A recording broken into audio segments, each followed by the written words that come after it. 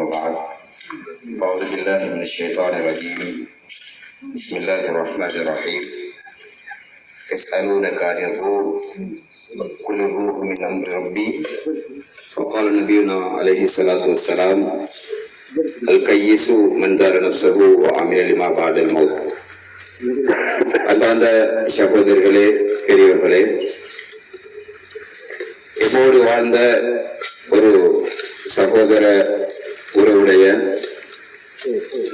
ஜனாசாவை நல்லடக்கம் செய்வதற்காக வேண்டி குழுமி இருக்கின்ற இந்த வேளையில சுருக்கமான ஒரு சில வார்த்தைகளோட துஆவோட நிவர்த்தி செய்து கொள்வோம். அல்லாஹ்வுக்கு சுப்ஹானஹு வ தஆலா அவனால் கொடுக்கப்பட்ட குறுகிய ஒரு வாழ்க்கையை கொண்டு அல்லாஹ் தஆலா எங்களை அனுப்பி வைத்திருக்கிறார். அன்பானவர்களே, அந்த வாழ்க்கை அல்லாஹ்வுக்கு பொருத்தமாக அமையும் பட்சத்தில் அல்லாஹ்விடத்துல எனக்கெல்லாம் பதில் சொல்வதற்கு மிகவும் இலகுவாக அமையும். நாங்கள் அல்லாஹ் அவருடைய ரசூல் சொல்லாத பிரகாரம் வாழ்ந்தோம் என்றால் அந்த அல்லாஹ்விடத்துல பதில் சொல்வது மிகவும் சிரமமான அம்சமாக அமையும். அன்பானவர்களே, அல்லாஹ்வுக்கு சுப்ஹானஹு வ தஆலா ரூஹை கொடுத்து எங்களை எல்லாம் அனுப்பி வைத்திருக்கிறார். நபி அவர்களிடத்திலே ரூஹை பற்றி கேட்கப்பட்டது. நபி அவர்கள் அமைதியாக இருந்தார்கள். அல்லாஹ்வுக்கு சுப்ஹானஹு வ தஆலா திருமறை வசனத்தை இறக்கி ரூஹை பற்றியான விளக்கத்தை கொடுக்கிறார். அல்லாஹ் தஆலா குர்ஆனிலே யஸ்அலூனக அனிர் ரூஹ், நபியே ரூஹை பற்றி உங்களிடத்திலே கேட்கிறார்கள், நீங்கள் அவர்களுக்கு பதில் கொடுங்கள். ரூஹ் என்பது குலிர் ரூஹு மின் அம்ரி ரப்பி, என்னுடைய இறைவனுடைய ஏவல் என்று பதில் கொடுங்கள் என்று அல்லாஹ்வுக்கு சுப்ஹானஹு வ தஆலா நபி அவர்களுக்கு அங்கே குர்ஆனினூடாக வஹி அனுப்புகிறார். அன்பானவர்களே, இந்த ரூஹ் எமக்கெல்லாம் கொடுக்கப்பட்டு ஆலமுல் அர்வாஹிலே அல்லாஹ்வுக்கு சுப்ஹானஹு வ தஆலா எங்களை எல்லாம் படைத்து அந்த ஆலமுல் அர்வாஹிலே கேள்வியாக கேட்டான், அலஸ்து பி ரப்பிக்கும், நான் உங்களுடைய இறைவன் தானே என்று வினா எழுப்பினான். நாம் எல்லாம் ஆம் யா அல்லாஹ், நீதான் எங்களுடைய இறைவன் என்று ஒப்புக்கொண்டு, அன்பானவர்களே, அந்த ரூஹ் எங்களுடைய உடம்பிலே ஒரு விதத்தில் இருந்தது. அதை கேட்டால் நாங்கள் அறியாதவர்களாக இருக்கிறோம். சிந்தித்து பார்த்தால் நமக்கு தெரியாத ஒரு விதத்திலே அந்த ரூஹ் இருந்திருக்கிறது. அதன் பின்னால் தாயினுடைய வயிற்றிலே 4 மாதங்களை தாண்டும் பொழுது எமக்கெல்லாம் ரூஹ் கொடுக்கப்பட்டது. தாயினுடைய வயிற்றிலே அன்பானவர்களே நாங்கள் வளர்ந்தோம், உயிரோடு தான் வளர்ந்தோம். அந்த ரூஹை பற்றி கேட்டால் எப்படி வளர்ந்தோம் என்று பார்த்தால் அறியாத ஒரு விதத்திலே, யாரும் பதில் சொல்லாத ஒரு விதத்திலே நாங்கள் வளர்ந்திருக்கிறோம். அன்பானவர்களே, அதன் பின்னால் உயிர் கொடுத்து எழுப்பப்படுகிறது. பிறந்து வருகிறான் மனிதன், உலகுக்கு வருகிறான். இப்பொழுது நாங்கள் இருக்கின்ற தருவாய், இப்பொழுது ரூஹ் ஒரு விதத்தில் எங்களுடைய உடம்பிலே இருக்கிறது. நன்றாக தெளிவாக புரிந்து கொள்ளுங்கள். ஆலமுல் அர்வாஹிலே ஒரு விதம், தாயினுடைய வயிற்றிலே ஒரு விதம், அதன் பின்னால் பூமிக்கு மேலால் ஒரு விதத்திலே ரூஹ் கொடுக்கப்பட்டிருக்கிறது. ஹதீஸிலே வருகிறது, ஒரு அடியான் தூங்கிறான் என்றால் அல்லாஹ்வுக்கு சுப்ஹானஹு வ தஆலா அவருடைய ரூஹை கைப்பற்றுகிறான். யாருக்கு அல்லாஹ் நாடுகிறானோ ரூஹை திருப்பி கொடுக்க நாடுகிறானோ அவனுக்கு ரூஹ் திருப்பி கொடுக்கப்படுகிறது. இல்லை என்றால் அவருடைய ரூஹ் அப்படியே கைப்பற்றப்பட்டு வருகிறது. அன்பானவர்களை, உறங்குகிறான், சிறிய மவுத் என்று ஹதீஸிலே வந்திருக்கிறது. மவுத் என்றால் நாங்கள் தூக்கத்திலே இருக்கிறோம், ஒரு நெலும்பு அடித்தால் அடிக்கிறோம். அன்பானவர்களே, இப்பொழுது ரூஹ் ஒரு விதத்திலே எங்களுடைய உடம்பில் இருக்கிறது. அது எப்படி என்று நாங்கள் அறியாத ஒரு விதம். எல்லாம் முடியார்களே, அதன் பின்னால் ஒரு வஃபாத்தாகிறார், மலக்குல் மௌத் அவருடைய உயிரை கைப்பற்றுகிறார். இப்பொழுது அவருடைய ரூஹ் ஒரு விதத்திலே கைப்பற்றப்படுகிறது. இருப்பினும் அந்த ஜனாசா அழுகிறது, கத்துகிறது, புலம்புகிறது என்றெல்லாம் நாங்கள் பார்க்கிறோமா இல்லையா? அந்த ஜனாசா நல்லதாக இருந்தால் என்னை அவசரமாக நீங்கள் கொண்டு சேருங்கள், என்னை அடக்கம் செய்யுங்கள் என்று கூறுகிறது, பேசுகிறது என்று ஹதீஸிலே வருகிறது. மோசமானதாக இருந்தால் எங்கே கொண்டு செல்கிறீர்கள் என்று அன்பாளர்களை கத்துகிறது, கதறுகிறது என்று ஹதீஸிலே தெளிவாக வந்திருக்கிறது. அன்பாளர்களை ரூஹ் ஒரு விதத்திலே இருக்கிறது, அது எவ்வாறு என்று தெரியாது. ரூஹ் ஒரு விதத்திலே இருக்கிறது.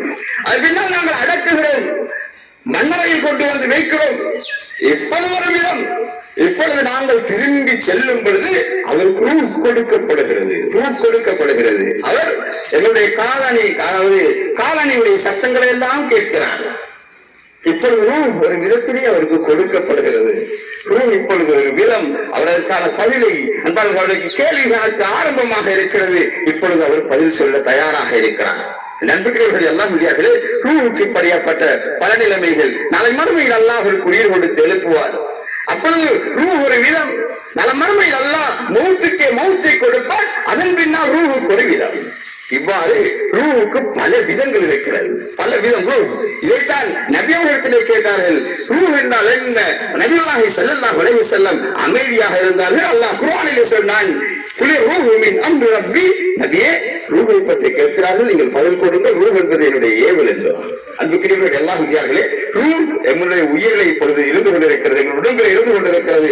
அடக்கம் செய்யப்பட்டவருடைய உடம்பில் ஒரு விதத்தில் இருக்கிறது என்பார்களே, இப்பொழுது ரூஹ் அவருக்கு கொடுக்கப்பட இருக்கிறது. கேள்விகளுக்கு ஆரம்பமாக இருக்கிறது.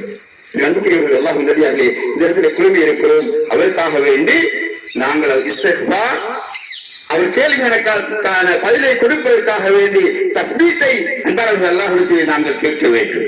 அன்புக்குரியவர்கள் எல்லாம் சரியாகவே அடக்கம் செய்யப்பட்ட என்னுடைய அந்த மாமனார் உண்மையிலேயே உலகத்திலே ஒரு இபாதத்தாளியாகத்தான் நினைத்து பார்க்கும் பொழுது, அவருடைய தோற்றத்தை நினைத்து பார்த்தால் ஒரு அழகிய தோற்றம், அவர் இருக்கும் இடத்தை பார்த்தால் ஒரு அழகான அவரிடம் இருக்கும் முனங்களை கேட்டால் அது குர்ஆனுடைய முனங்கள், விக்ருடைய முனங்கள். அன்பானவர்களே, நேர காலத்தோடு மஸ்ஜிதுக்கு வருவார்.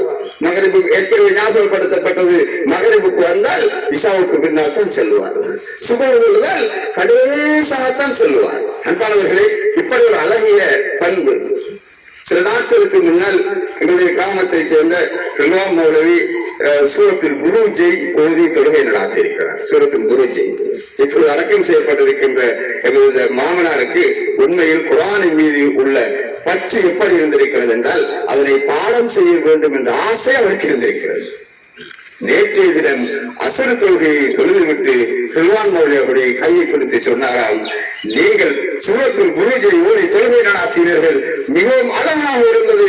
நான் குர்ஆனை அதனை பாடம் செய்ய வேண்டும் என்று ஆசை கொண்டு நான் இப்பொழுது அதனை பாடம் செய்து முடித்து விட்டேன், பூரணமாகவே மரணம் செய்து முடித்து விட்டேன் என்று நேற்று அசருக்கு ரில்வான் மௌலவி அவரிடத்திலே சொல்லியிருக்கிறார். அன்பானவர்களே, வாழும் பொழுதே ஒரு மாணவராக, குர்ஆனை கற்குகின்ற ஒரு மாணவராக, குர்ஆனின் மீது ஆசை கொண்டவராக இருந்திருக்கிறார். அன்பானவர்களே, அல்லாஹ் தஆலாவும் இவரை பார்த்து நாளை மறுமையிலே சொல்வான், வரத்தில் கமா குந்த துரத்தில் ஃபித்துனியா, உலகத்திலே எப்படி குர்ஆன் வசனங்களை ஓதிக்கொண்டிருக்கிறாயோ, ஓதிக்கொண்டிருந்தாயோ அப்படி ஓதிக்கொண்டு போ. உன்னுடைய மஞ்சில், உன்னுடைய தரம் குர்ஆன் எந்த இடத்தில் நிறுத்துவாயோ அந்த இடத்திலே உனக்கு கொடுக்கப்படும் என்று ஹதீஸில் வந்திருக்கிறது. அப்படிப்பட்ட பாக்கியத்தை அல்லாஹ் இவருக்கு நசீபாக்குவானா.